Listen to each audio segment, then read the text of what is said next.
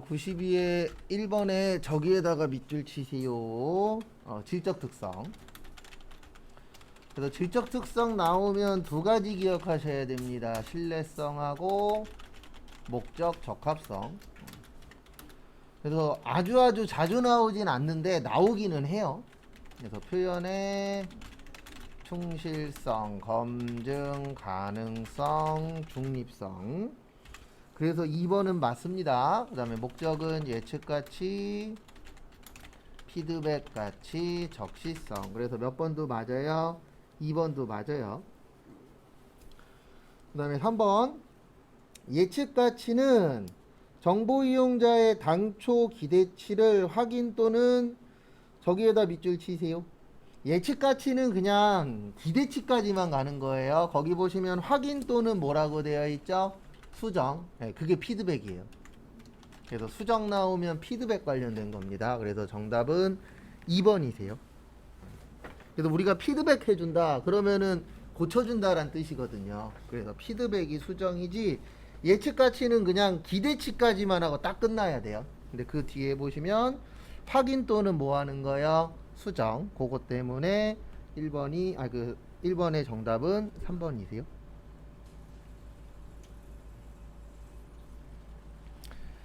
그 다음에 2번 저기에다 밑줄 치세요. 유가증권. 정답은 일단 2번입니다. 우리 유가증권에 두 가지 있었잖아요. 지분증권하고 채무증권. 그래서 지분증권에는 단기매매, 그 다음에 매도 가능, 그 다음에 지분법 적용, 투자주식. 그 다음에 채무는 단기매매, 매도 가능, 만기 보유 이렇게 있죠. 근데 거기 보시면 일단 1번 채무증권은 만기 보유, 단기 매매, 매도 가능 맞고요. 그 다음에 여기 보십시오. 만기 보유 빼면 단기도 있고 뭐도 있죠? 매도도 있죠? 근데 거기에는 뭐라고 되어 있죠? 만기가 아니면 매도 가능 증권이다. 이거 틀린 이유가 뭐냐면 매도 가능 증권도 있지만 무슨 증권도 있어요? 단기 매매 증권도 있죠. 그래서 정답은 2번. 그 다음에 3번, 4번에 별표 하나씩 쳐놓으세요.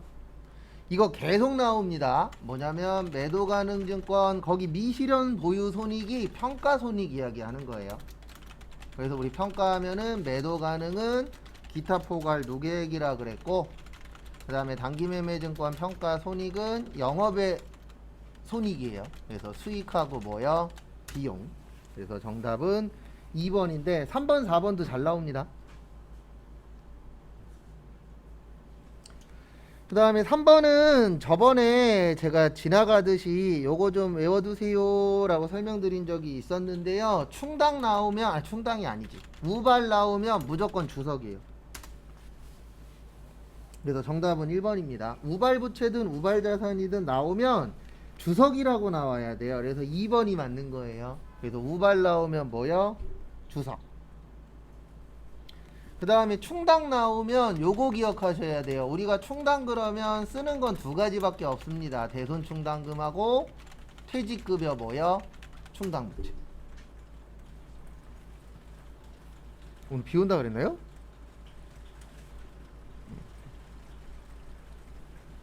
요즘 날씨를 안 봤더니.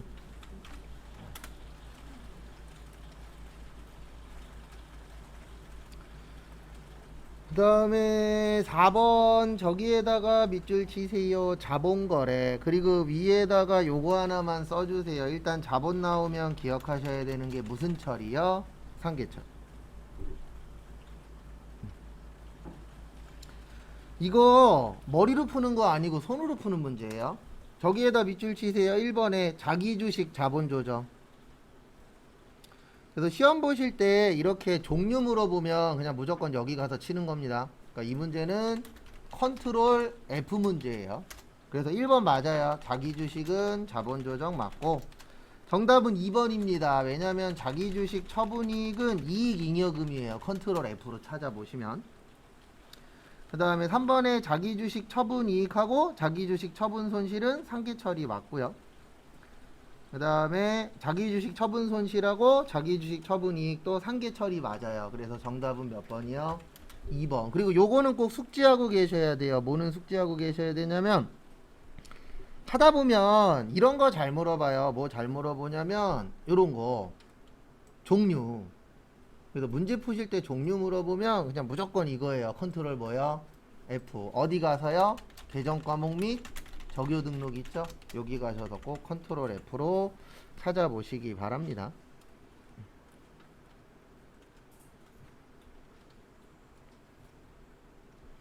그 다음에 다음 것도 보시면은요 5번 현금 및 현금성 자산. 그래서 우리 현금 및 현금성 자산의 통화 및 통화 대용 증권 요구 불예금 당좌 보통 현금성 자산. 현금성 자산은 취득 당시 몇 개월이요? 3개월. 그래서 정답은 1번입니다. 왜냐면 1년이라고 되어 있죠? 1년이 아니고 몇 개월이에요? 3개월. 그리고 3번도 좀 잘 봐두세요.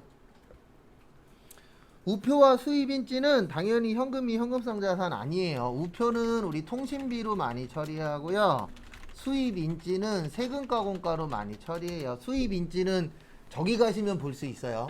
저기 법원 가시면. 법원에서 서류 낼 때 수입인지 사서 이렇게 제출해 하도록 되어 있거든요.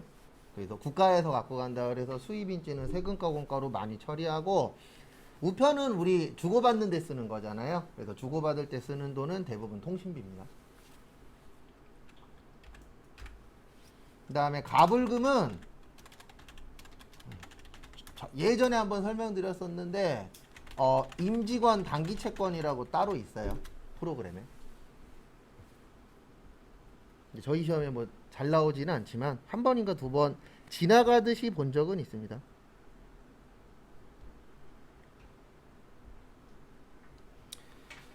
그 다음에 6번 우리 기초원가 또는 기본원가는 재료비 더하기 노무비였죠. 그 다음에 가공원가 또는 전환원가는 노무비 더하기 제조간접비. 그래서 1번하고 2번은 맞습니다.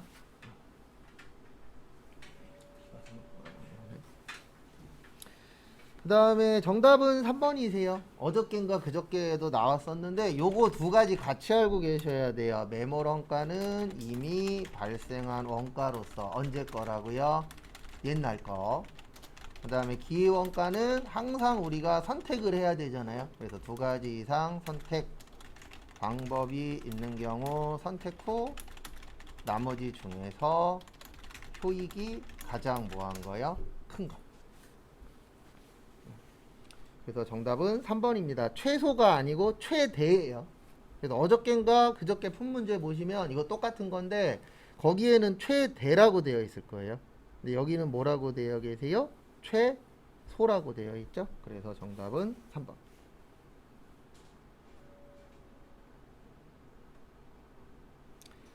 그 다음에 7번 보시면 저기에다 밑줄 치세요. 제공품 및 제품. 정답은 3번입니다. 제가 이거 이렇게 써드리잖아요. 제공품이라고 쓰고 제조원가 명세서, 제품이라고 쓰고 뭐라고 쓰죠? 손익계산서. 그래서 정답은 3번. 왜냐면 제공품은 손익계산서가 아니에요. 제공품은 어디예요? 제조원가 명세서. 그래서 이것도 은근 잘 나옵니다. 그 다음에 8번은 저기에다 밑줄 좀 쳐주세요. 어디에다 밑줄 치시냐면 첫 번째 줄에 직접 배부법.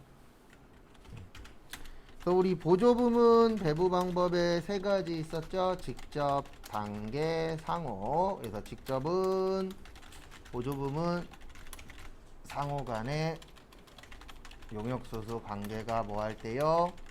중요하지 않아.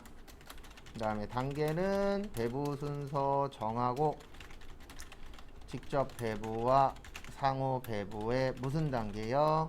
절충. 그 다음에 상호는 가장 정확, 계산은 복잡.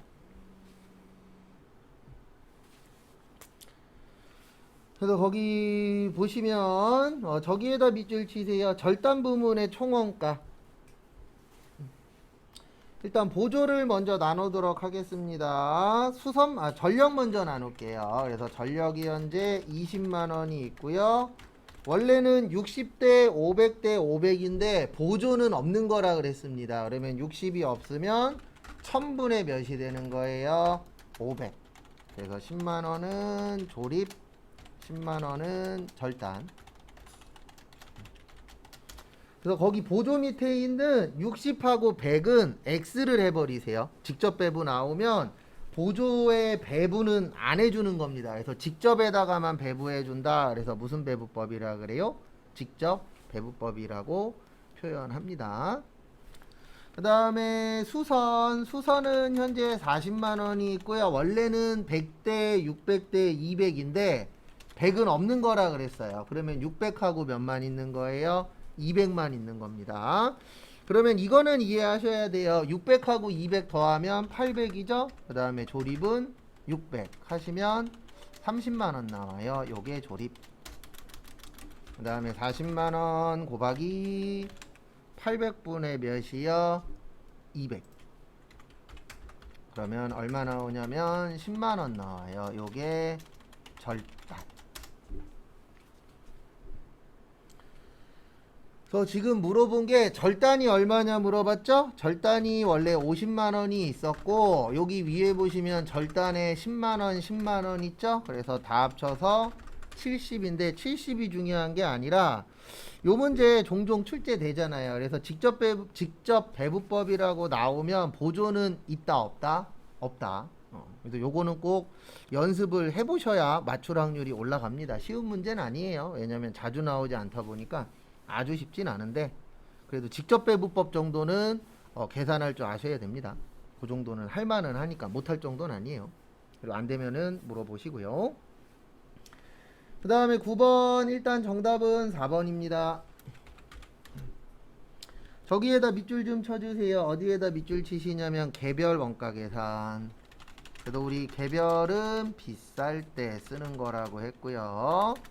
그 다음에 종합은 저렴할 때 쓰는 거라고 했었죠. 그 다음에 제가 요거 많이 적죠. 뭐 많이 적냐면 다품종, 소량, 주문, 생산. 그 다음에 소품종, 대량, 작업, 제조, 원가표. 그 다음에 공정, 완성품, 완산량. 제조간접비의 배부가 누가 중요하다? 기말, 제공품. 그래서 거기 보시면은요, 네, 정답은 4번입니다. 왜냐하면 공정은 종합이에요. 그리고 작업지시서 작성해야 됩니다. 근데 거기는 작성할 필요가 없다라고 되어 있죠. 그래서 정답은 4번. 그 다음에 10번은 저기에다가 밑줄 좀 쳐주세요. 박스 안에 보시면 착수라고 있습니다. 그래서 착수 나오면 우리 공식 외운 것 중에 수량 구하는 공식이 있었어요. 그래서 뭐 구하는 공식이 있었어요? 수량. 그러니까 제가 초반에 암기 많이 해놓으세요라고 설명드린 게 언제 뭐 나올런지 저도 몰라요. 왜냐면 시험에 여기 안에서 내겠다지 이거 내겠다가 아니잖아요. 그래서 제공품 수량, 기초 제공품, 단기 착수량, 완성품 수량, 기말 제공품, 공손품 수량. 그래서 요거 숙지하시고, 그 다음에 이렇게 해주시면 됩니다. 어떻게 하시면 되냐면 기초에 200, 착수에 600, 그 다음에 기말에 50, 완성에 650. 그러면 공소는 몇 개가 되는 거예요? 100개. 그 다음에 저기에다 밑줄 치세요. 가로에 보시면 단기 완성품의 10%. 단기 완성품의 몇 프로요? 10%. 그래서 보시면 10%니까 완성품 수량이 지금 650개예요. 그래서 650개의 몇 프로요? 10% 하면 65개가 정상입니다. 그러면 100개에서 65개 빼면 몇 개가 비정상이에요? 35개. 그래서 정답은 4번이지요. 그러니까 여기에서는 4번이 중요한 게 아니고 요 T자 기억 안 나면 맞추기가 쉽지 않으니까 T자 잘 좀 기억해 주세요.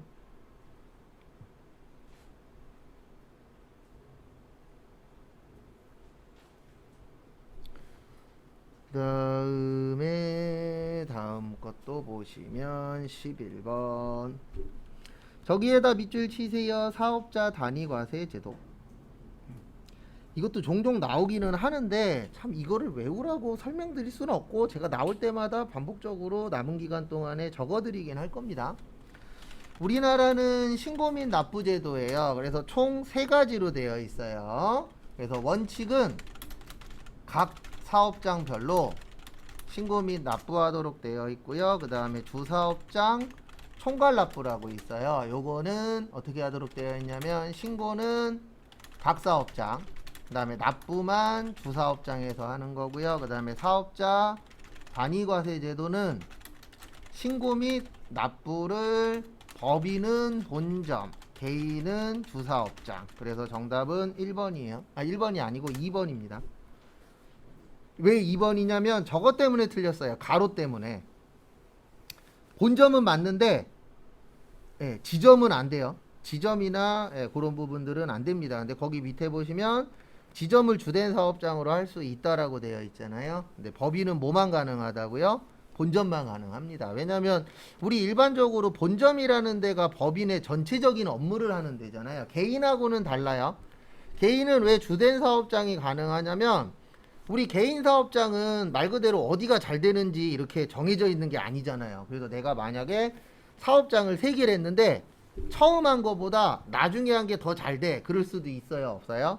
있죠. 근데 법인 같은 경우에는 모든 업무의 총괄을 어디에서 하도록 되어 있죠? 본점에서 하도록 되어 있죠. 그래서 법인은 일반적으로 본점만 가능하고 그 다음에 저기 개인 같은 경우에는 이제 주된 그 사업장으로 보도록 되어 있으세요. 그래서 정답은 2번입니다. 그리고 3번에 별표 3개 치세요. 그래서 거기 3번 보시면 이 사업자 단위과세 제도의 특징 중에 하나가 뭐냐면 모든 업무를 법인에서 보도록 되어 있기 때문에요. 사업자 등록증은 한 부만 발행해줘요. 그러니까 사업자 등록번호를 하나만 줍니다. 근데 하나만 주는 이유는 뭐냐면 어차피 모든 업무를 몇 군데에서 볼 거니까 한 군데에서 볼 거니까 여러 장이 필요가 없다라고 보는 거예요. 세법에서는. 왜냐면 모든 업무 한 군데에서 다 할 거니까 하나만 갖고 있자. 그렇게 되어 있습니다. 그래서 그 부분도 나오니까 좀 보시고 그 다음에 남은 기간 동안에 사업자 등록증 나오면 맨날 이거 쓸 거예요. 사업자 등록증 발행은 원칙은 무슨 시기예요? 공급 시기. 그 다음에 예외는 다음 달 며칠까지? 10일까지. 발행이 아니고 신청. 죄송합니다. 그 다음에 발행은 신청일로부터 며칠 이내? 2일 이내. 2일 이내에 국가에서 발행해 주도록 되어 있다라고 했었죠. 그래서 2일 이내에 발행해 주셔야 되고 아니다. 공급 시기가 아니죠. 이런 바보. 죄송합니다. 원칙은 저거예요. 엉뚱한 거 써놨네. 죄송합니다. 엉뚱한 거 써놨어요. 원칙은 사업 개시일로부터 며칠 이내요?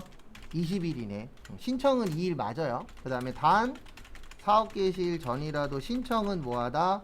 가능하다. 그래서 거기 밑에 보시면 과세기간 그리고 이거 헷갈리시면 이렇게 외우셔도 돼요. 이거 외우는 게 꼭 좋은 건 아닌데 어떻게 외우셔도 되냐면 서류 관련된 거는 대부분 20일이 많아요. 세법은. 부가가치세법은. 며칠이 많다고요?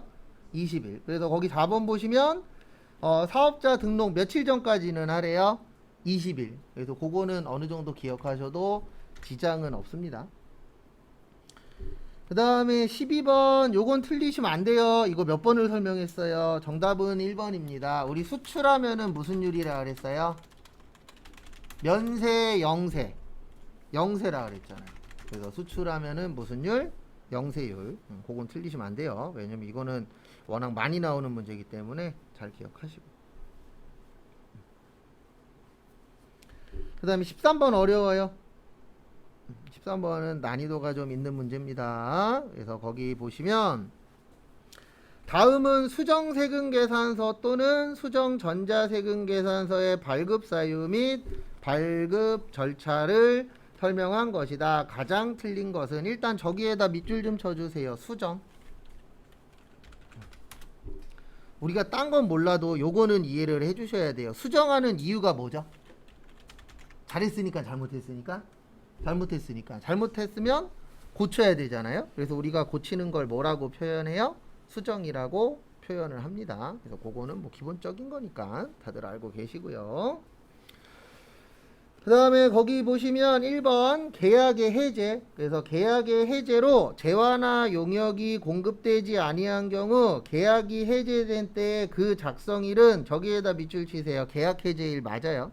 그래서 계약 해제일로 하고, 그 다음에 비고란에 처음 작성일 쓰고요. 그 다음에 글씨는 빨간색으로 쓰시거나 마이너스로 쓰시면 됩니다. 근데 실무에서는 마이너스를 많이 써요. 빨간색보다는. 근데 왜 그러냐면 과거에 빨간색 썼다가 잘못된 적이 있었어요. 네, 왜냐면 저번에도 한번 설명드렸지만 우리가 일반적으로 요즘에는 프린트 하잖아요. 그러면 흑백만 프린트되는 프린터기도 있어요, 없어요? 있죠. 그래서 빨간색을 쓰는 것보다는 마이너스 표시하는 거를 조금 더 권장하긴 합니다. 어쨌든 1번은 맞고요. 그 다음에 면세 등 발급 대상이 아닌 거래 등에 대하여 발급한 경우, 그래서 처음에 발급한 세금계산서의 내용대로 무슨 색으로 쓰시면 돼요? 붉은색으로 쓰시거나 아니면 무슨 표시 하시라고요? 마이너스 표시. 그래서 2번도 맞습니다. 그 다음에 정답은 3번이에요. 거기 보시면 처음 공급한 재화가 환입된 경우, 요거는 어떻게 하도록 되어 있냐면 작성일은 환입된 날로 하도록 되어 있어요. 환입된 날로 하고, 비고에 기존 세금계산서 날짜를 적도록 되어 있습니다. 그래서 비고에 처음 세금계산서 날짜를 작성하도록 되어 있는데, 이거는 너무 종류가 많아서 외우기보다는 그냥 나오는 거 위주로 보세요. 그 다음에 4번 보시면 이중에다가 밑줄 치십시오. 우리 2번 발행하라 그랬어요? 법에서는 1번 발행하라 그랬어요? 1번 발행하라 그랬죠? 그래서 2번 발행한 게 잘못됐을 때는 처음 날짜로 하시는 거 맞습니다. 그리고 거기 빈 공간에다 요거 하나만 좀 적어주세요. 영세요. 영세가 잘못됐을 때. 이게 문제가 뭐냐면 우리 내국신용장하고 구매확인서 있죠. 이거는 언제까지 갖고 오라고 되어 있냐면 과세기간 종료일로부터 25일 이내에 갖고 오면 돼요. 요건 좀 복잡한 얘기긴 한데 시험에 나오니까 그래도 한번 정리를 해보도록 하겠습니다. 그래서 내국신용장이나 구매확인서는 과세기간 종료일로부터 며칠이요? 25일 이내에 가져오라고 되어 있어요. 그래서 어떤 문제가 생기냐면 만약에 3월 달 거 있죠. 3월에 만약에 매출에 과세로 했어요. 뭘로 했다고요? 매출에 과세. 근데 이거를 만약에 4월 25일 날 구매확인서를 제출을 했어요. 그러면 요 제출받은 날로 해서 뭐를 발행해 줘야 돼요? 영세를 발행해 줘야 되는데 만약에 3월 1일이라고 볼게요. 그러면 요럴 경우에는 어떻게 발행하는 거냐면 3월 1일 날 매출과세 하나 발행하고 그 다음에 수정세금계산서를 발행을 해야 돼요. 왜냐면 수정세금계산서에서 매출과세를 뭐를 시켜야 돼요? 마이너스. 그러면 우리 플러스 마이너스는 몇이죠? 0이죠. 그래서 0을 만들어주고 그 다음에 3월 1일자로 매출의 영세를 재발행해 주셔야 돼요. 그래서 이 영세가 나오면 기존 날짜로 재발행하라고 되어 있습니다. 왜냐면 기존 게 잘못된 거잖아요. 영세가 아니고 제일 처음에 구매확인서나 내국신용장이 없으니까 뭘로 발행을 해줘요? 우리가 과세로 발행하도록 되어 있잖아요. 그래서 과세가 영세로 바뀌었을 경우에, 그러니까 간단하게 금액만 바뀐 거는 그 날짜로 발행하면 되는데 이 큰 틀이 바꿔버린 거는 처음 날짜로 발행을 하도록 되어 있어요. 그래서 요거는 좀 참고하시고, 근데 시험에 나오긴 하는데 쉬운 문제는 아닙니다. 자주 나오지 않는지라. 그 다음에 14번의 정답 4번이에요. 어저께 풀었었던 거에 있었는데 14번의 정답 몇 번이라고요? 4번입니다. 왜 그러냐면 영주권하고 상관없어요. 그냥 거주자는 이렇게 보는 거예요. 거주자는 국내에 며칠 이상 있을 때 183일 이상.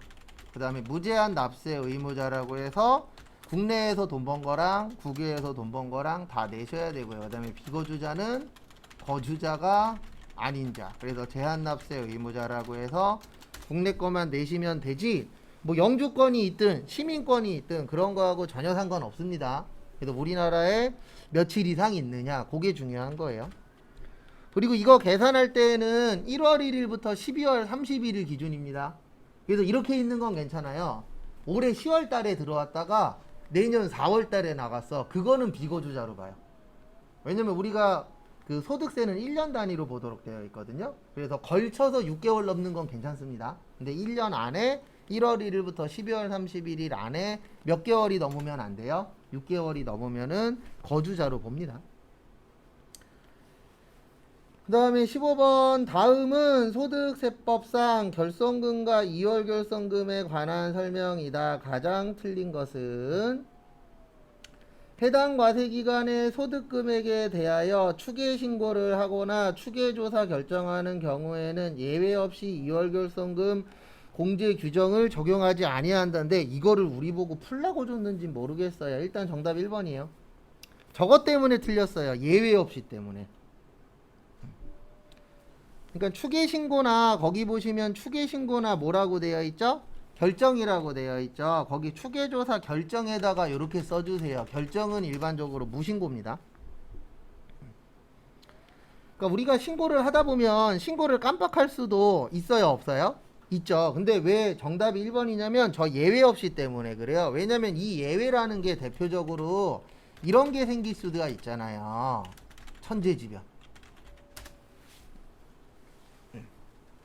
천재지변이 뭐냐면 막 갑자기, 그럴 리는 없겠지만 우리나라에 막 지진이 나고, 예, 해일이 막 엄청나게 해서 나라가 난리가 났어. 그러면 난리 난 상태에서는 세금 신고할 수 있나요, 없나요? 없죠. 그래서 그런 천재지변이나 이런 경우에는 인정을 해줘요, 국가에서도. 왜냐면 불난리 나고 막 재해 나고 지진 난리 났는데 세금 신고를 할 수가 있다, 없다? 없다. 그래서 그런 특별한 예외 규정이 있기 때문에 저것 때문에 틀린 거예요. 뭐 때문에요? 예외 없이 때문에. 이렇게는 좀 안 냈으면 좋겠어요. 그리고 2번에 별표 2개, 오히려 2번 같은 게 더 잘 나옵니다, 시험에서는. 그래서 제가 이거 외우시라 그랬잖아요. 종합소득에는 이자, 배당, 사업, 근로, 연금, 기타. 그래서 무슨 과세? 종합과세. 저기에다 밑줄 치세요. 사업. 시험 문제에 사업부터 나오면 여기 보세요. 사업. 그 다음 뭐예요? 근로. 그 다음에 연금. 그 다음에 기타, 이자, 배당. 그러면 순서 맞아요, 틀려요? 맞죠? 그래서 2번 맞는 겁니다. 그 다음에 2월 결손금 나오면 요것도 좀 기억을 하세요. 몇 년이라고요? 15년. 그래서 15년도 좀 기억하시고, 그 다음에 사업소득은 타소득에서 공제가 가능하고요. 부동산 임대소득은 타소득에서 공제가 불가능해요. 그래서 3번도 맞아요. 거기 3번 보시면 공제 안 된다라고 되어 있죠. 부동산 임대소득은 안 됩니다. 근데 무슨 소득은 된다고요? 사업소득은 된다라는 거, 그것도 좀 같이 봐주세요. 그래서 정답은 1번인데 이렇게 나오면 좀 어렵고 14번은 맞추셔야 돼요, 시험장 가시면. 그래서 영주권하고는 전혀 상관이 없다라는 거 참고해 주시고요. 그 다음에 실무시험 1번. 저기에다가 밑줄 치세요. 두 번째 줄에 받은 약속어음, 그 다음에 배서에다가 밑줄 치세요.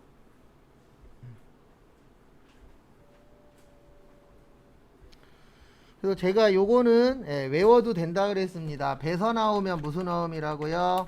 받을 어음. 그래서 차변의 외상매입금 1100 SJ. 그 다음에 대변의 받을 어음 뭐요? 600 영동. 그 다음에 나머지는 무슨 예금에서 줬대요?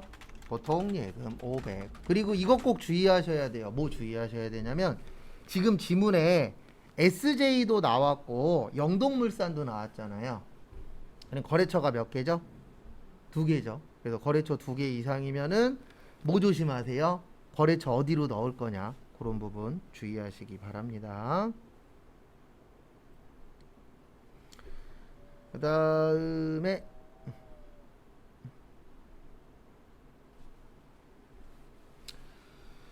4월 30일 요것도 은근 잘 나와요. 시험 때 저기에다가 밑줄 치세요. 어디에다가 밑줄 치시냐면은 저기 퇴직연금. 그리고 이거 못 외우신 분은 빨리 이거 외워주세요. 퇴직연금의 두 가지. 확정급여형 나오면 퇴직연금 운용자산, 확정기여형 나오면 퇴직급여. 요것도 은근 잘 나옵니다. 특히 전산회계 1급 쪽에 잘 나오긴 해요. 세무도 종종 나오고. 그래서 여기는 급여형입니다. 급여형이면 뭐요? 퇴직연금 운용자산. 그래서 4월 30은 퇴직연금 운용자산 300. 그 다음에 무슨 예금에서 나갔어요? 보통 예금 300. 그래서 저거 잘 기억하시고, 그래서 얘는 기억이 나야 맞출 수가 있습니다.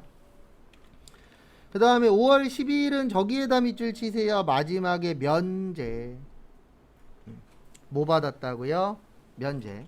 그래서 5월 12일은 매입의 과세가 아니죠. 차변의 외상매입금 4천. 그 다음에 상생. 대변의 통장에서 3,800 나갔고요.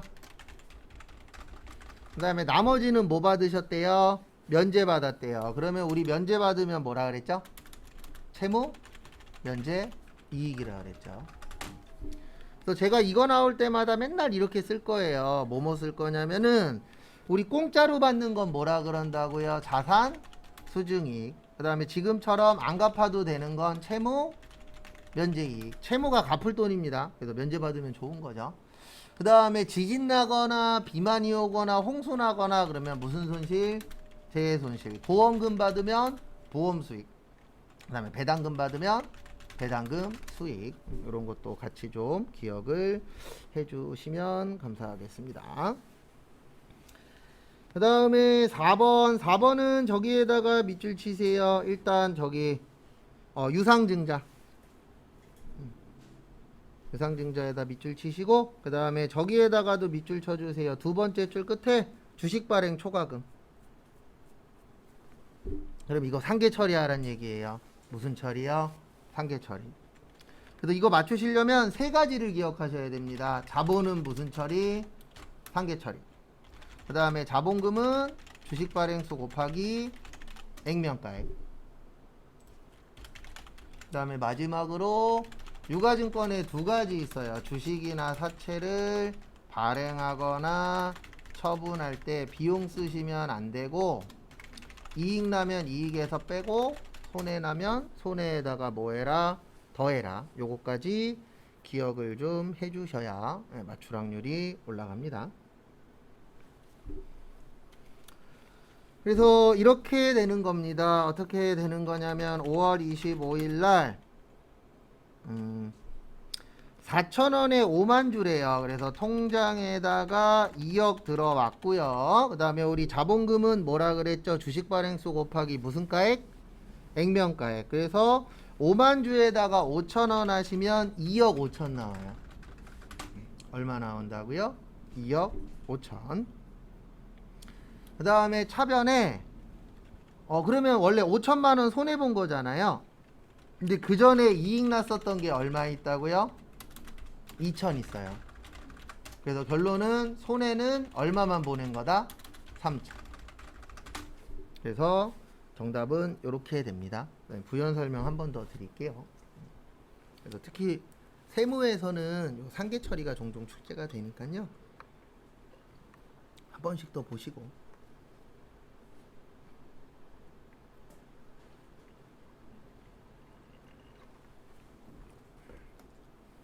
지금 요 횟수는 4번, 5번은 집에 가서 한 번씩 더 보세요. 4번, 5번 같은 경우에는 그래도 한 중상 이상급은 됩니다. 그래서 이렇게 이해하셔야 돼요. 지금 손실 5천만 원 본 겁니다. 근데 기존에 이익 났었던 게 얼마 있었다고요? 2천. 그러면 손해는 얼마만 보는 거다? 3천만 원만. 그래도 주식으로 이익 난 걸 주식 발행 초과금. 그 다음에 주식으로 손해 본 걸 뭐라 그래요? 주식 할인 발행 차금. 그래서 주식 문제 잘 나오니까 그거 잘 좀 봐주세요. 그 다음에 5번도 저기에다 밑줄 치세요. 첫 번째 줄 끝에 주식 그 다음에 두 번째 줄 끝에 수수료. 그러면 요거 이해하시려면은 아까하고 똑같아요. 이게 기억나셔야 돼요. 유가증권에는 주식이나 사채, 그래서 발행하거나 처분할 때, 그 다음에 비용 쓰면 안 되고 이익 나면 이익에서 빼고 손해 나면 손해에다가 더해라. 요거 봐두시고요.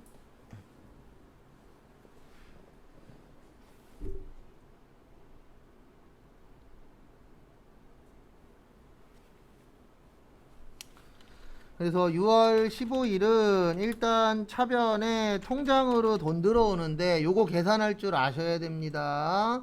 거기 지문에 보시면 얼마라고 쓰여 있죠? 4,700. 근데 4,700 중에서 얼마 빼고 받으셨대요? 45,000원. 그래서 4,695만 5천원. 그 다음에 대변의 단기매매증권은 5천만원짜리를 팔았어요. 그래서 결론은 싸게 팔았죠. 단기매매증권 처분 손실 304만 5천원. 그리고 왜 그런지 설명드리고 그 다음에 다음 걸로 또 넘어가도록 하겠습니다.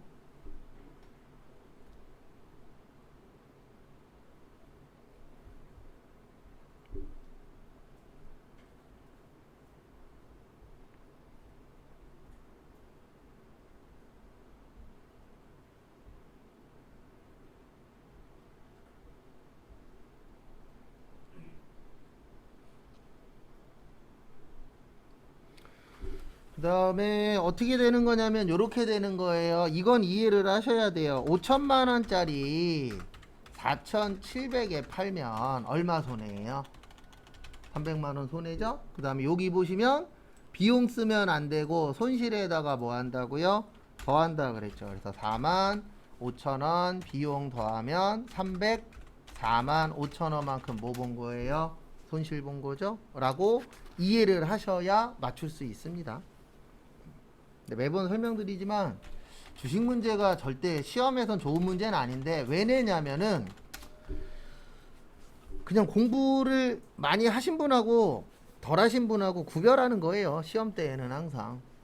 그래서 어떻게 보면은 이제 요걸 풀 줄 알면은 시험 내시는 분들은 이렇게 보시는 거죠. 아, 공부를 열심히 했구나 라고 보는 거고, 못 풀면은 공부를 좀 덜 했구나 이렇게 보는 거예요. 근데 실무 가시면 그 주식 분계 많이 안 합니다. 솔직히 먹고 사느라 바쁜데 일반적인 우리가 가는 중소기업들에서는 회사 돈으로 주식 투자할 일이 그렇게 많지는 않아요. 대부분 개인 돈으로 많이 하지. 그래도 격리 파트 가시면 이게 격리 파트의 특징이라기보다는 어쩔 수 없는 건데 주식 하시는 분들이 많아요. 특히 뭐 이제 격리 과장님이나 그쪽 관련된 이제 직급 있는 분들 있잖아요. 뭐 다른 쪽도 요즘엔 주식 많이 하긴 하지만 특히 이쪽 파트가 주식 많이 해요. 왜 그러냐면 우리 그런 거 있잖아요. 주식 하려면 원래 회계 자료를 볼 줄 알아야 되거든요. 근데 회계 자료만 본다 그래서 돈 따는 건 아닙니다.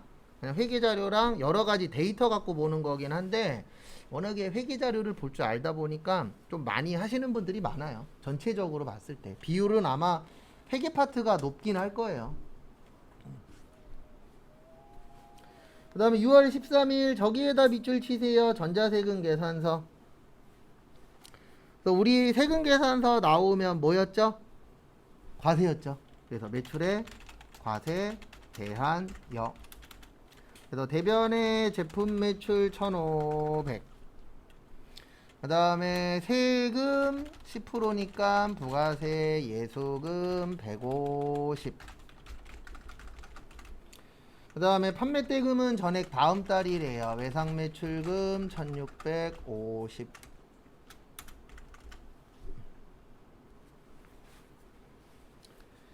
그 다음에 7월 25일 저기에다 밑줄 치세요. 세무카드.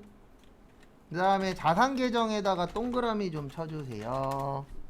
그렇게 어려운 분계는 아닙니다. 우리 카드로 샀으니까 메이베, 카과, 카이마트. 그 다음에 우리 책상 몇 년 이상 쓰죠? 1년 이상 쓰죠. 우리 1년 이상 쓰는 걸 뭐라고 표현하세요? 비품. 그래서 200. 그 다음에 세금이 얼마래요? 20이래요. 그 다음에 카드로 사면 현금이라 그랬어요, 외상이라 그랬어요? 외상. 그래서 미지급금 220. 무슨 카드? 세모 카드. 그러니까 거기에 있는 자산으로 처리하세요, 저게 뭐냐면 저거 얘기하는 거예요. 비품으로 처리해라. 그리고 자산 처리하시오라고 없어도 비품입니다. 왜냐면 책상 몇 년 이상 쓰니까요. 1년 이상.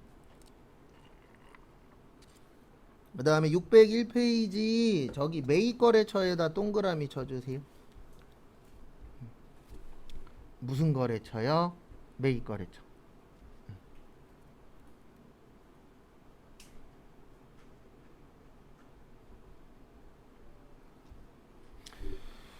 그래서 보시면 9월 15일 거래처니까 매입에 불공 영선여 차변에 500번대 접대비 165만원, 보통예금 30만원, 나머지는 나중에 주기로 했으니까 미지 급금 135만원인데 여기에서 중요한 게 뭐냐면은요, 이거 헷갈리시면 안 돼요. 매출처는 800번대 접대비, 매입처는요 500번대 접대비. 참고로 58 하나만 틀리면 그냥 X입니다. 그래서 58 안 틀리시게 주의하시고.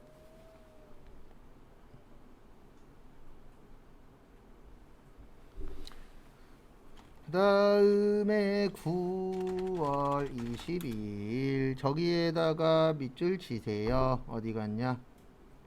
세 번째 줄에 세금계산서 현금영수증을 발급하지 않았대요.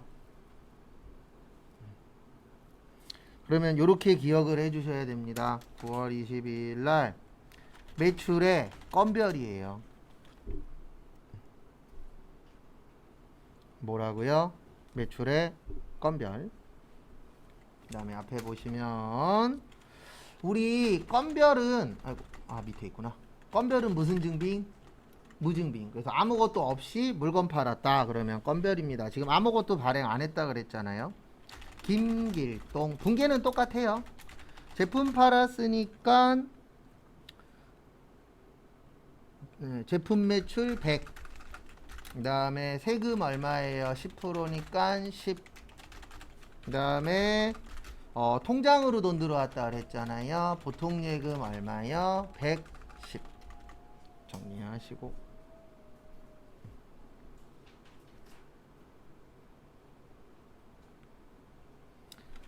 그 다음에 9월 28일 저기에다 밑줄 치세요. 전자세금 계산서.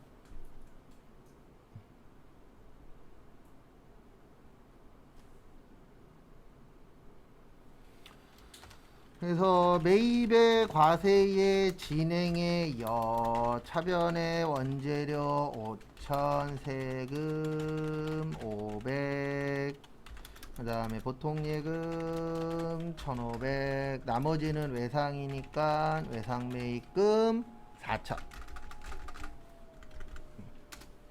그리고 한 번 더 설명을 드릴게요. 일단 기본적인 거 위주로.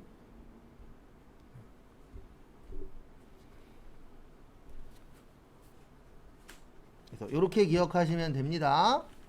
세금계산서 나오면 과세 아니면 뭐라고요? 불공. 영세율 세금계산서는 영세고요. 그거 말고 그냥 일반적인 세금계산서 나오면 무조건 과세 아니면 불공이에요. 그 다음에 계산서 나오면 무조건 뭐예요? 면세. 얘는 볼 것도 없어요. 그 다음에 신용카드 나오면 카과 아니면 뭐예요? 카면. 현금영수증 나오면 현과 아니면 현면. 그 다음에 아무것도 없으면 뭐라고요? 불공. 그래서 요 틀만 잡아도 답 찾기에 조금은 편한 부분이 생길 거예요. 그것도 좀 같이 봐주세요. 저 불공이라고 썼나요? 건별. 그래서 그것도 좀 같이 봐두시고. 그 다음에 문제 3번에 1번 저기에다 밑줄 치세요. 수출에다 밑줄 치세요.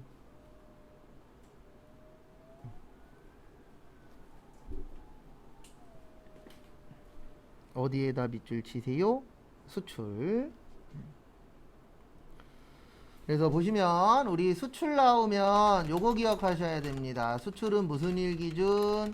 선적일 기준. 선적일보다 환가일이 빠르면 환가일이 빠른 경우 환가일 기준. 그 다음에 기준환율이나 제정환율.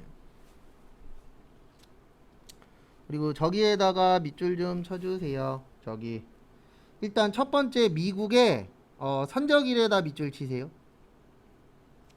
그 다음에 두 번째 미국은 환가일에다 밑줄 치세요.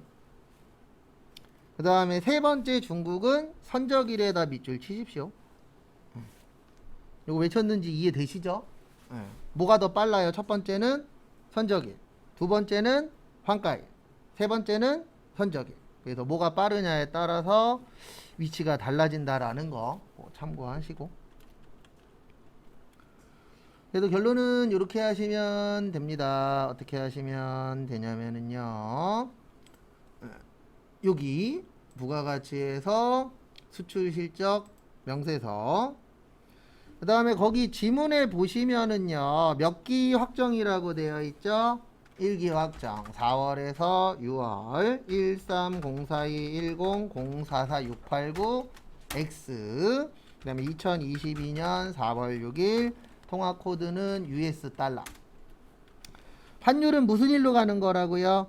선적일. 그래서 1150원, 외화는 5만 달러. 우리 거래처 있으면 거래처 넣어주셔야 돼요. 근데 지금은 거래처 있다 없다? 없다. 없으면 항상 생략입니다.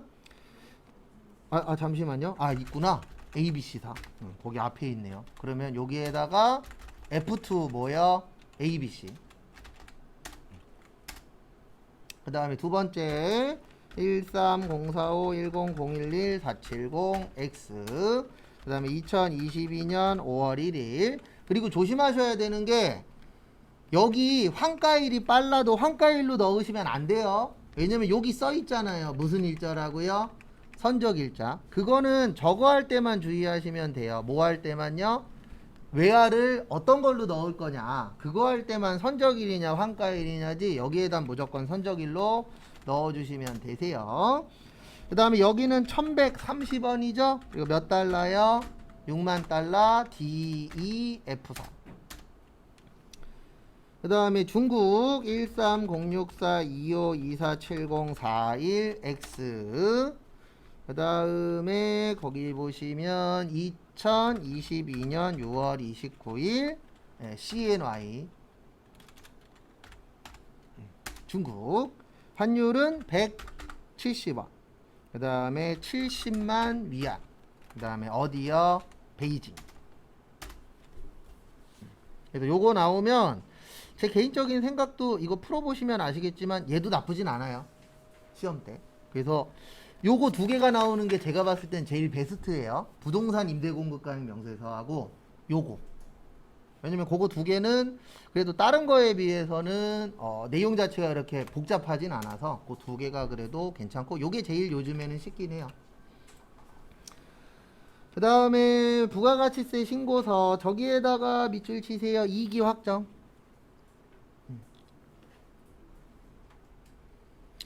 우리 2기 확정이니까 몇 월에서 몇 월이에요? 신고서 가셔서 10월에서 12월. 지금은 써 있는데 날짜는 안 나올 때도 있습니다. 그래서 날짜 꼭 숙지하시고. 왜냐면 줄 때 있고 안 줄 때 있다 그랬잖아요.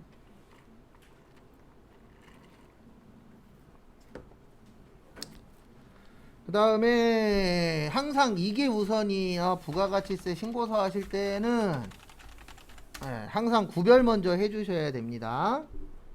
그래서 우리 구별할 때는 거기 보시면은요. 일단 매출 자료 먼저 볼게요. 그래서 매출 자료 첫 번째가 매출의 과세. 그 다음에 신용카드는 뭐예요? 매출의 매출의 카과죠. 그 다음에 현금 영수증은 뭐예요? 매출의 현과. 내국신용장은 매출의 영세. 그 다음에 저기 직수출은 매출의 수출. 그 다음에 대손세액공제의 별표 2개.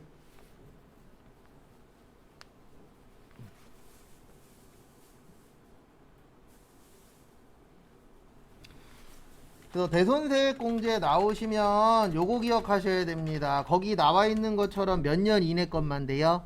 10년 이내 것만 돼요. 몇 년 이내요? 10년 이내. 그래서 그거 좀 봐두시고, 그 다음에 시험 문제 제일 잘 나오는 건 요번에도 나왔는데, 어음이나 수표는 부도 발생일로부터 몇 개월이 지나야 된다고요? 6개월. 그래서 지금 거기에서 주의하셔야 되는 게 9월 25일 거는 넣으시면 안 돼요. 몇 월 며칠 건 넣으면 안 된다고요? 9월 25일 거. 왜 넣으면 안 되죠? 아직 몇 년 안 넘어, 그 몇 개월 안 지났으니까 6개월. 왜냐면 9월 25일에다가 6개월 하면 내년이에요. 2023년. 그래서 얘는 넣으시면 안 됩니다. 그래서 여기에서는 대손에다가는 요것만 넣으셔야 돼요. 마이너스 200만 원만. 왜냐면 어음이나 수표는 몇 개월이 지나야 된다고요? 6개월. 근데 거기 지문에 보시면 아직 6개월 지났다 안 지났다? 안 지났다 라고 기억을 해 주셔야 됩니다. 요거 대손 나오면 요거 제일 잘 나와요. 어음이나 수표는 몇 개월 지나야 된다? 6개월 지나야 된다. 그래서 그거 좀 잘 좀 봐주시면 감사하겠습니다. 그 다음에 입력은 이렇게 하시면 되세요. 일단 요게 먼저 돼야 돼요. 그래서 요 문제도 나오면 유형 구별하시는 거 꼭 먼저 해주시고요. 그 다음에 하나씩 등록해 보도록 하겠습니다. 그래서 1번에다가는요 이렇게 넣으시면 되세요. 1번에 8억에 얼마요? 8천. 그 다음에 2번이 아니고 3번에 5천에 500. 그 다음에 현금 영수증도 여기잖아요. 그래 5천에다가 1,000만원 더해서 얼마요? 6천에 600. 그래서 항상 요건 좀 기억해 주셔야 돼요. 같은 라인이면 뭐 한다? 합친다. 그래서 양쪽에 다 들어가야 되기 때문에 꼭 합친다라는 거 기억 좀 해 주시고요. 그 다음에 다음 거 보시면 여기까지 됐고, 그 다음에 내국 신용장은 5번이에요. 세금계산서 있으니까. 그래서 5번에다가 6차. 그 다음에 6번에 얼마요? 2차. 그 다음에 여기에 핵심은 대손입니다. 지금 푸는 거의 핵심은 대손이에요. 받으러음은 왜 안 된다고요? 아직 몇 개월 안 지나서? 6개월 안 지나서 안 되는 겁니다. 그래서 여기에다가는 마이너스 얼마요? 200. 왜 마이너스 200인지 시험 볼 때까지 이해하셔야 돼요. 왜냐면 대손이라는 게 돈 못 받는 거라 그랬잖아요. 그러면 우리 돈 못 받으면 세금 납부할 수 있다 없다? 없다. 그래서 마이너스를 해주셔야만 세금이 줄어들잖아요. 그래서 여기에다가는 꼭 마이너스 등록해 주셔야 된다라는 거 그거 봐두시고, 그 다음에 매입 보러 가도록 하겠습니다. 매입 자료. 첫 번째 매입과세의 일반이에요. 뭐라고요? 일반. 그 다음에 다음 거 보시면 전자세금계산서 고정자산 매입액에 보시면 업무용 기계장치에다가는 이렇게 적어주세요. 매입과세의 고정. 그 다음에 비영업용 소형승용차에단 이렇게 적어주세요. 매입불공의 고정. 그러니까 둘 다 고정은 고정인데 하나는 업무 관련돼서 뭐가 되는 거예요? 업무 관련됐으니까 과세가 되는 거고, 그 다음에 마지막 거는 업무하고 관련이 없으니까 비영업용 소형승용차니까 뭐가 된 거예요? 불공이 된 거예요. 그리고 불공은 항상 몇 번 입력한다? 2번 입력. 이것도 좀 기억해 주십시오. 그래서 2번 넣는 이유는 더하고 빼서 0 만드는 겁니다. 그래서 2번 입력한다라는 거 그거 참고해 주시고요. 그래서 이것도 입력을 해보면 이렇게 넣으시면 되세요. 여기 10번에다가 10번 가셔서 6억 1000에 6100. 6억 1000에 6100. 그 다음에 다음 거 보시면 여기 11번에다가 9000에 900 치는 거예요. 일단 왜냐면 둘 다 고정은 고정이니까. 그래서 양쪽 다 넣어주시고, 그 다음에 요게 핵심이에요. 뭐가 핵심이냐면 요 상태에서 여기 16번 누르고 여기 50번에다 넣는 거라 그랬습니다. 불공은.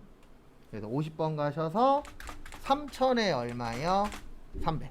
그래서 요거는 위치 좀 외워 놓으세요. 그래서 불공은 16번 찍으면 오른쪽에 몇 번 나온다고요? 50번 나와요. 거기에다 넣는 겁니다. 요거 잘 나와요. 불공도 생각 외로. 그 다음에 거기 보시면은요, 저기 2기 예정신고시 미완급된 거 있습니다. 미완급된 거는 21번이에요. 그래서 21번 가셔서 얼마 넣으세요? 300. 그래서 거기 기타는 미완급색. 미완급은 몇 번에다 넣는다고요? 21번. 그 다음에 정상적으로 수치한 종이세금 계산서 예정신고 누락분. 그러면 예정신고 누락은 매입의 과세입니다. 뭐의 과세라고요? 매입의 과세. 그래서 매입과세는 여기에다 넣으시면 돼요. 여기 30 몇 번이요? 8번. 그래서 38번에 1000만원에 100만원.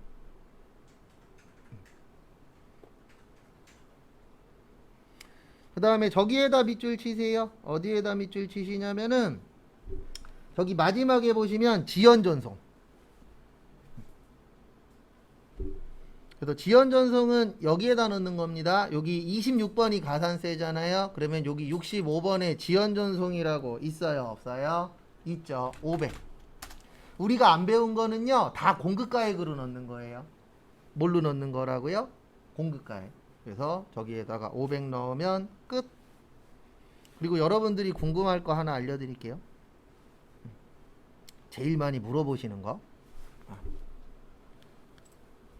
지금 예정신고 누락했죠? 맞죠? 그 다음에 요거 먼저 적어드릴게요. 그 다음에 저기 지연전송은 몇 번에다 넣는 거냐면, 왜 안 나와? 65번에다 넣으시면 돼요.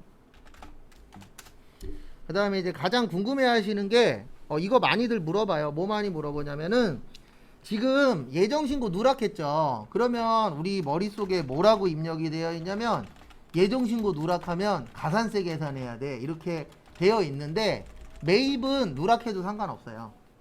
매입은 누락해도 가산세 안 내요. 왜 안 내냐면, 매입은 누락하면 국가에서 오히려 땡큐예요. 왜냐면은 우리 납부세액 어떻게 구하죠? 매출세액에서 매입세액 빼죠. 맞죠?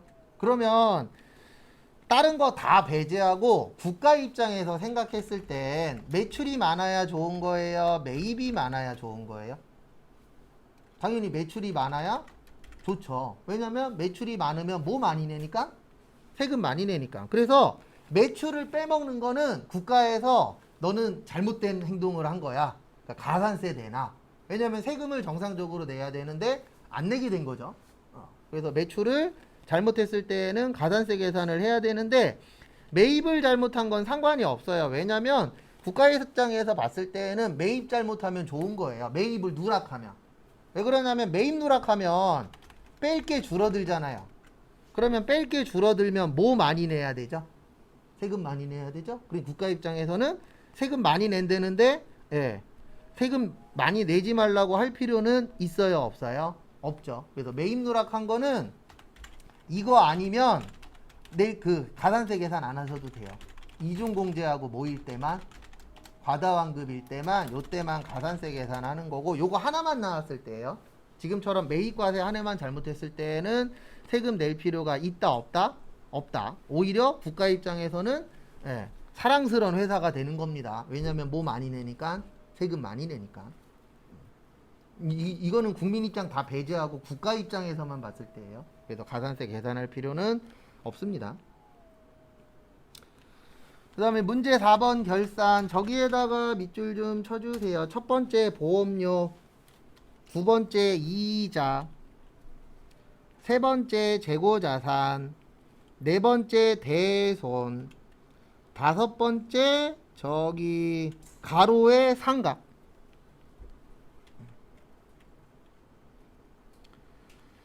그래서 우리 이거 있었죠. 자동결산. 그래서 기말 재고자산. 그래서 3번은 자동이에요. 그 다음에 퇴직 급여, 주말제로자산 퇴직급여, 그 다음에 대손 충당금, 그 다음에 감가상각 대손 충당금 법인세. 그래서 1번하고 2번은 여기에 없잖아요. 없으니까 1번, 2번은 뭐예요? 수동. 3번은 자동. 4번에 대손 있잖아요. 자동. 그 다음에 5번에 감가라고 상각이라고 있잖아요. 그래서 뭐예요? 자동. 그래서 결론은 몇 번은 자동인 거예요. 3번, 4번, 5번은 자동인 겁니다. 그래서 또 하나씩 또 해보도록 하겠습니다. 그래서 1번 저기에다 밑줄 치세요. 두 번째 줄에 비용 처리. 무슨 처리요? 비용 처리.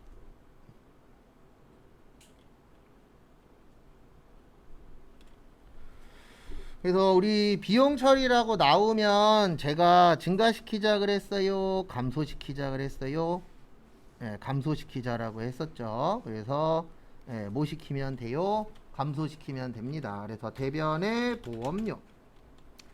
그 다음에 내년 것까지 줬죠. 거기 2023년이라고 써 있잖아요. 그러면 언제 것까지 드린 거예요? 내년 것까지 드린 겁니다. 그래서 내년 것까지 줬으니까 뭘로 처리하세요? 성급 비용.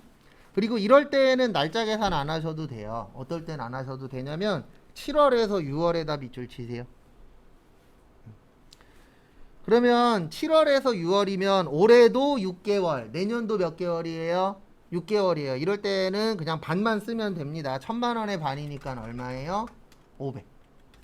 시험 문제 이렇게 낼 때가 있어요. 그러면 이거는 금액 때문에 낸 게 아니고 차대변 쓸 수 있냐 없냐 이거 물어보는 거예요. 왜냐면 어차피 금액은 반반이잖아요. 그러면 우리 이거는 이해할 수 있잖아요. 뭐는 이해할 수 있냐면 반반이니까 1000만원의 반 얼마예요? 올해 500, 내년에 500. 그래서 이런 식으로 결산분계 치고는 좀 단순하게 낼 때도 있습니다. 그래서 제가 시험 볼 때까지 모른다라고 이야기하는 이유 중에 하나가 어떤 결산 문제가 나올런지 어떤 분계가 나올런지 아무도 몰라요. 그 다음에 2번은 저기에다가 밑줄 치세요. 첫 번째 줄 끝에 차입. 그 다음에 연 3%. 그래서 2억 곱하기 연 몇 프로라고요? 3% 곱하기 9월 달부터예요. 그러면은 9월, 10월, 11월, 12월에서 몇 개월이요? 4개월. 그래서 12분의 몇이요? 4. 그리고 풀다 보면은 어느 정도 패턴이 있어요. 그래서 뭐 나오면 뭐 이런 게 좀 있긴 합니다. 그러면 200만원 나와요. 제가 아까 어디에다 밑줄 치라 그랬냐면 차입에다 밑줄 치라 그랬어요. 우리 차입이 뭐죠? 돈 빌려 오는 걸 차입이라고 합니다. 그러면 우리 돈 빌려오면 뭐 내야 돼요? 이자 내야 돼요. 그래서 이자 주는 이자 뭐라 그래요? 이자 비용. 그 다음에 거기 지문에 눈 씻고 쳐다봐도 이 이자를 줬는지 안 줬는지 안 써 있어요. 그러면 안 준 거라고 생각을 하시면 됩니다. 뭐 한 거라고요? 안 준 거예요. 그래서 안 줬으니까 무슨 비용? 미지급 비용 200. 그 다음에 이제 뭐 차변 대변은 넣으실 줄 아시니까 분계가 헷갈릴 뿐이지. 그래서 분계 좀 더 연습하시고.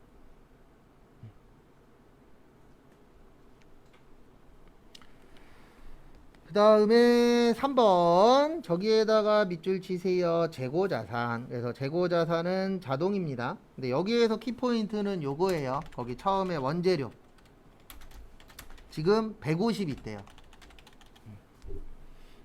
얼마 있대요? 150. 근데 150이 문제가 아니고 거기 보시면 150이 있는데 매입한 원재료 194만원은 운송 중이래요. 저기에다 밑줄 치세요. 선적지 인도 조건.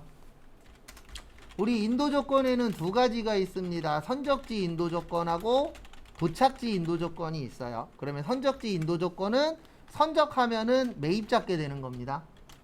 그 다음에 도착지 인도 조건은 도착해야 매입 잡게 되는 거예요. 근데 지금 무슨 지죠? 선적지죠. 그러면 선적했잖아요. 운송 중이란 얘기는 선적은 했단 얘기입니다. 그러면 요거는 현재 누구 거예요? 매입자 거죠? 그래서 내가 샀으니까 190 얼마요? 4만원을 더해서 344만원으로 등록을 해주셔야 돼요. 이거 헷갈립니다, 은근. 그래서 언제 인정이 되는지 안 되는지 그거 좀 잘 좀 봐두세요. 그 다음에 밑에 거, 그 다음에 제공품은 그냥 630 하시면 돼요. 그 다음에 저기 위탁 판매에다가 밑줄 좀 쳐주세요. 무슨 판매요? 위탁 판매. 그래서 위탁 판매는 이렇게 기억을 해주시면 됩니다. 어떻게 기억하시냐면 위탁 판매는 수탁자가 뭐 했을 때? 팔았을 때. 근데 거기 지문에 보시면 수탁자가 팔았대요, 보유 중이래요? 보유 중이래요. 그럼 팔았다, 못 팔았다? 못 팔았다. 그러면 이거 팔 때까지는 우리 회사 거예요. 그래서 650에다가 485만원을 더해 주셔야 됩니다. 그래서 650에다가 485 더하면은 1135만원이래요.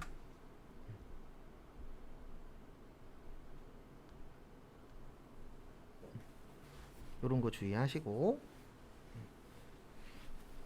그 다음에 입력은 이렇게 하시면 됩니다. 자동은 여기잖아요. 결산자료 입력. 아이고 잘못 눌렀다. 그래서 결산자료 입력 가셔서 우리 몇 월에서 몇 월이에요? 1월에서 12월이죠. 그래서 1월에서 12월 처리하시고,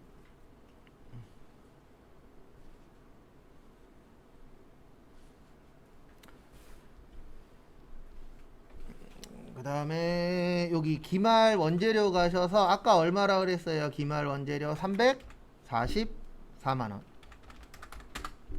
그 다음에 기말 제공품은 630 그대로 치면 되고, 그 다음에 기말 제품은 얼마예요? 1135만원. 그래서 더해줘야 된다라는 거. 그래서 어떨 때 더하고 어떨 때 안 더하는지, 그러니까 어떨 때 매출이 되는지 그것도 좀 같이 잘 봐두셔야 됩니다. 그 다음에 4번 저기에다 밑줄 치세요. 외상 매출금 1%. 무슨 매출금 1%요? 외상 매출금 1%입니다. 그러면 이렇게 하는 거세요. 어떻게 하는 거냐면 여기 보시면 여기 위에 무슨 충당 무슨 삼각 있죠? 대손 삼각. 그래서 대손 삼각 누르시고 여기 1% 맞나 확인하시고, 지금 뭐만 하래요? 외상 매출금만 하라 그랬죠? 그래서 나머지 지우시고 뭐 누르세요? 결산 반영. 그래서 이렇게 처리를 해주시면 됩니다. 그 다음에 5번은 저기에다가 밑줄 치세요. 이거 어렵습니다. 5번에 별표 3개.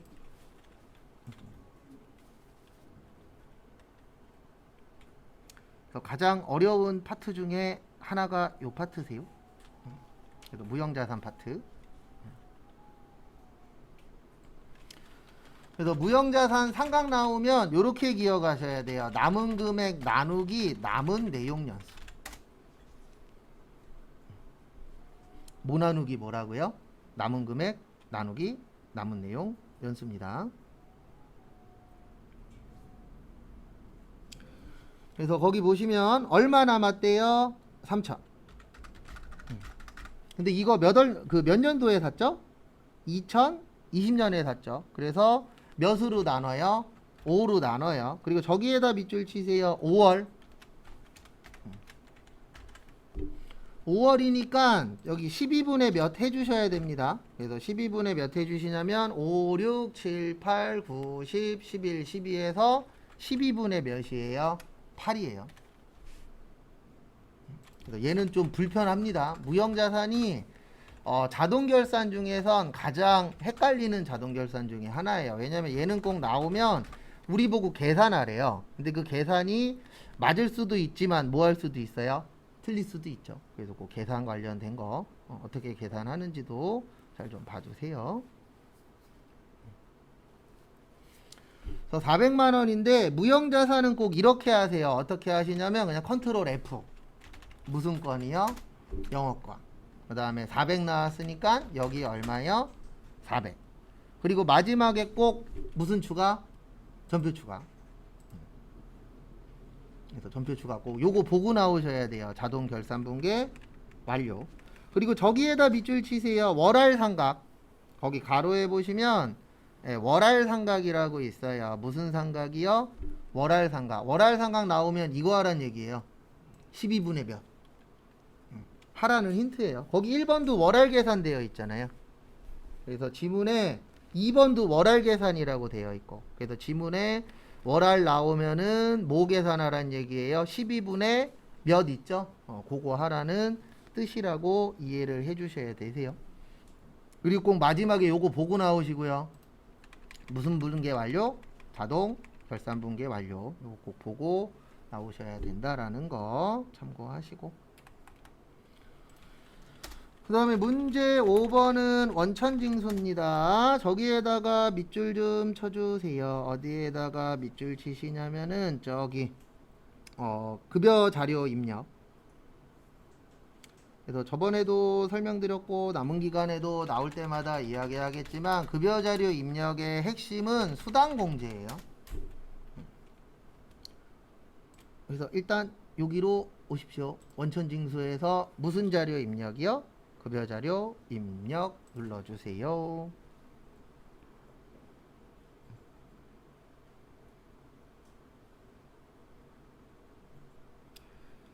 그 다음에 여기로 가는 겁니다. 무슨 공제요? 수당 공제 누르시고, 그 다음에 기본급 있으니까 여, 상여 없으니까 부, 직책 있으니까 여, 월차 없으니까 부. 그 다음에 식대 있는데 거기 밑에 보시면 당사는 모든 직원에게 식대를 지급하며 저기에다가 밑줄 치세요. 어디에다 밑줄 치시냐면은 비과세 요건에 뭐 된대요? 해당이 된대요. 그래서 비과세 요건에 해당이 된다라고 적혀 있으니까 여예요. 그 다음에 자가운전 보조금. 당사는 본인 명의의 차량을 업무 목적으로 사용한 직원에게 자가운전 보조금 지급하고, 시내교통빈 주면 안 됩니다. 시외는 괜찮아요. 근데 시내는 안 된다 그랬죠? 그래서 여기도 여. 그 다음에 야간수당은 부예요. 왜냐면 야간수당 없죠? 그 다음에 연장수당이라고 있습니다. 그래서 여기 잠깐만 보세요. 모를 때 하는 방법. 모를 때는 무조건 비과세로 넣는 거예요. 뭘로 넣는다고요? 비과세로 넣고 연장수당이라고 쳐요. 그 다음에 F2 연장. 연장 있어요? 없어요? 없죠. 없으면은 과세. 모를 때 쓰는 방법이에요. 그 다음에 하나 더 있죠. 하나 더 뭐라고 있냐면 거기 지문에 보시면 연구보조비라고 있습니다. 그러면 모를 때에는 무조건 뭘로 하시라고요? 비과세. 그 다음에 연구보조비. 그 다음에 F2 연구라고 쳐봐요. 그랬더니 여기 보시면은 기업 연구소의 연구보조비라고 있죠. 그러면 얘는 뭐가 되는 거예요? 비과세.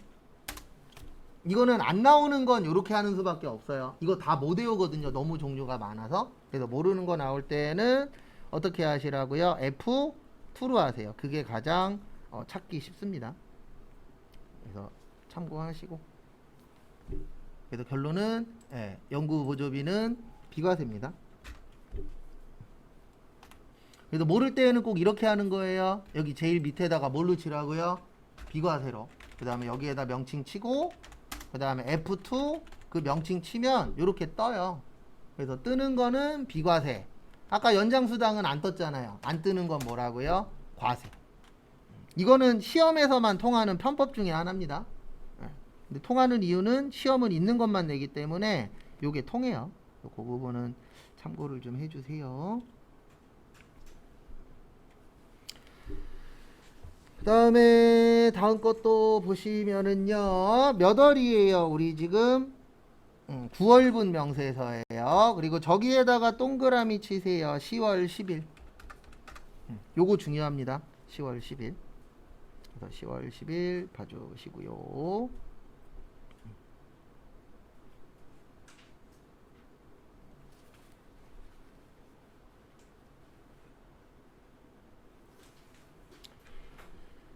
그 다음에 보실 게 지금 누구 거 하고 있죠? 김현철 기본급 250, 그 다음에 수당 직책 30, 식대 15, 자가운전 30, 연장 20, 연구보조비 30. 그 다음에 국민연금 146, 250, 건강보험 104, 970, 장기요양 10, 750, 고용보험 260, 소득세 110, 430, 11040. 그 다음에 여기에서 키포인트는 이거 아니에요. 여기에서 키포인트는 원천징수예요. 그래서 거기 보시면 원천징수 이행상황 신고서 작성하라 그랬죠. 여기로 들어오세요. 원천징수 이행상황 신고서 들어오시고, 여기에서 키포인트가 뭐냐면은요, 요거예요. 뭐 대단한 건 아닌데, 뭐가 키포인트냐면 여기 앞에는 둘 다 9월이에요. 근데 뒤에는 10월로 하셔야 돼요. 왜 10월로 하셔야 되냐면 지금 9월달 거 몇 월에 준다라고 써있죠?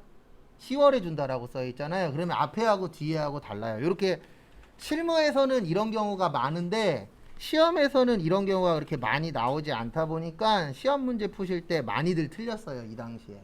그래서 앞뒤가 다른 이유는 9월달 거를 9월달에 월급 주는 회사도 있지만 9월달 거 10월달에 월급 주는 회사들 있어요? 없어요? 있죠. 그럴 때에는 꼭 여기를 99, 10, 10 이렇게 변경을 할 줄 아셔야 됩니다. 그 다음에 여기 밑에 전월 미완급 가셔서 전월 미완급 다음 페이지 보시면 거기 다음 페이지에 연구보조비 비과세 요건이라고 써있기는 해요.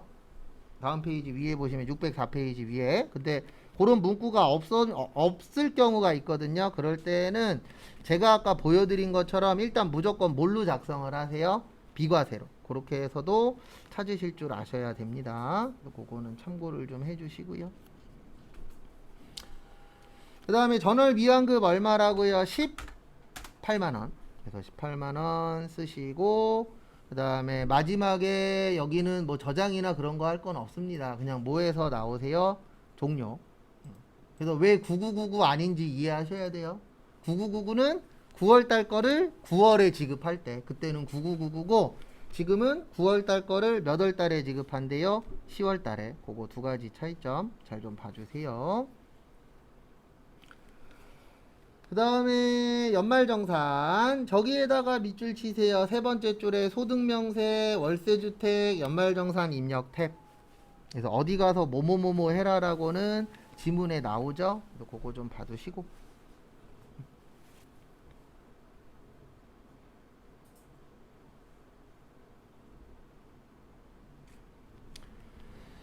그래서 지금부터 등록을 해보도록 하겠습니다. 그래서 연말정산 들어오시고요. 그 다음에 거기에다가 몇 번 넣으세요?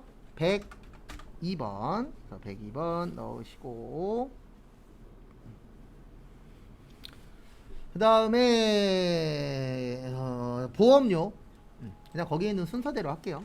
그래서 연말정산 추가자료 입력. 일단 보험료 자동차 되고요. 저축성 안 돼요.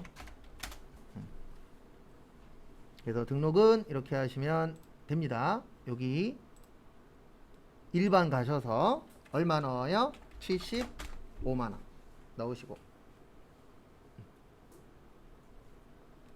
그 다음에 두 번째 의료비 치료 목적 허리 돼요.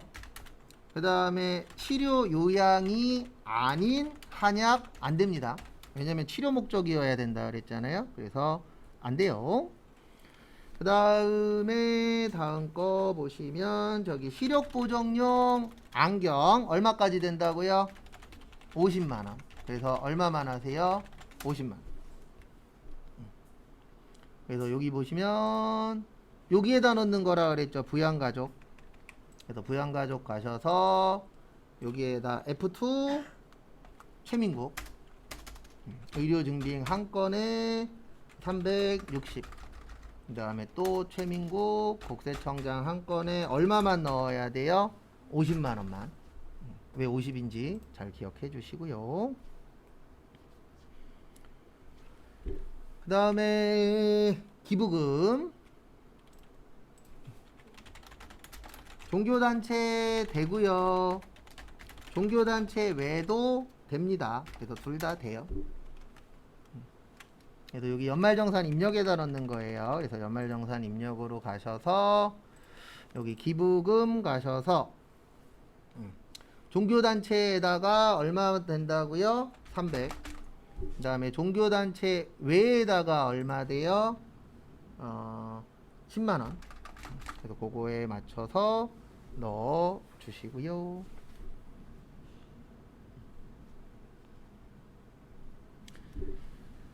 그 다음에 또 다음 거 보시면은요. 다음 거 보시면 아이고, 이런 신용카드. 네? 아, 교육비 빼먹었나요? 이런. 왜 빼먹었지? 대학원 되고 영어학원 안 돼요. 근데 영어학원은 거기 보시면 일단 학원은 누구만 가능? 미취학 아동. 그래서 본인이어도 학원은 안 됩니다. 미취학 아동만 가능. 교육비 빼먹었네요. 그래서 여기 교육비 가셔서 또 안 나와. 여기 교육비 있죠? 교육비 본인의 얼마요? 1000만원.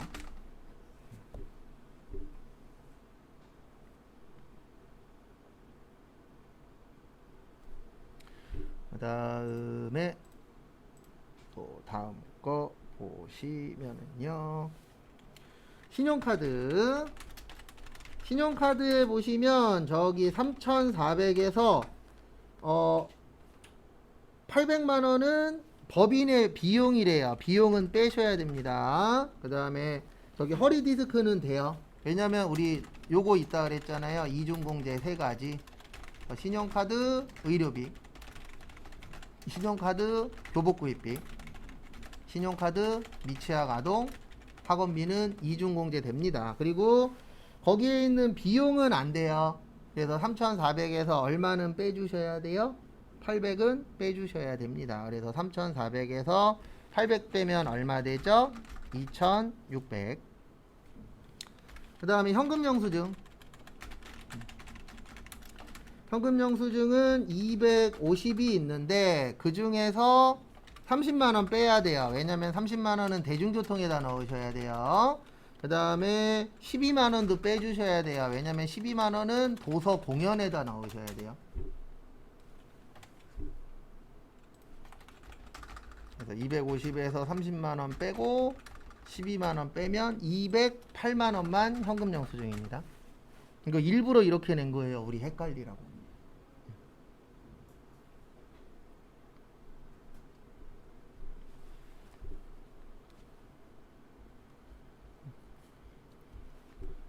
그래서 특히 뭐를 많이 보시냐면은요, 빼는 거 있죠. 예, 그런 거는 좀 봐두세요.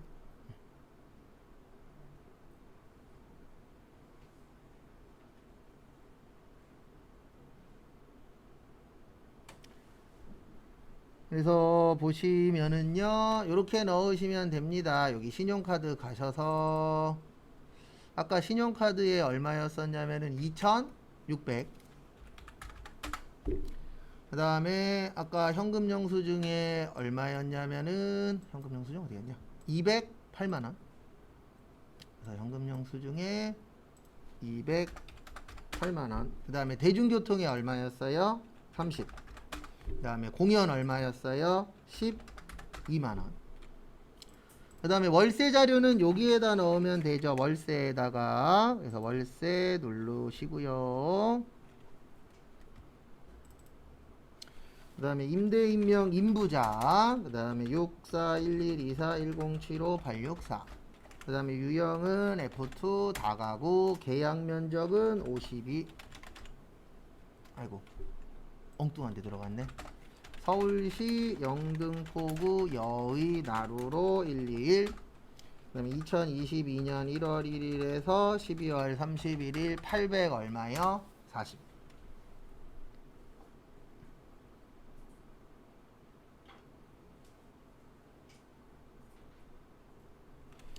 그 다음에 다음 것도 보시면은요. 정근무지는 여기입니다. 소득명세.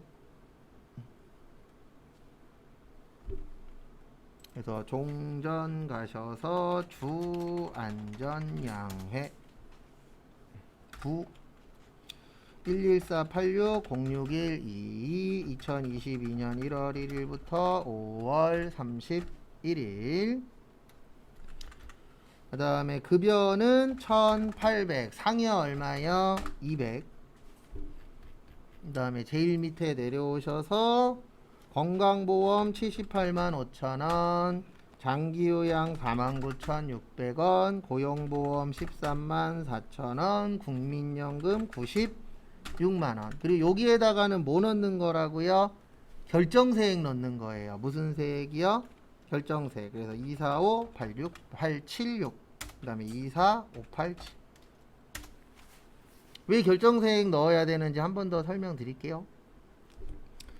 결정세액을 넣어야 되는 이유는 뭐냐면은요, 거기 현금무지에 보시면 114만 5,326원 있죠? 이게 전 회사에서 내가 냈었던 거예요. 그래서 내가 회사 다닐 때 114만원 정도 냈는데, 우리가 퇴직하면은 연말정산 한다 그랬잖아요. 그래서 퇴사할 때 연말정산 해봤더니 24만 5,876원이 나온 거예요.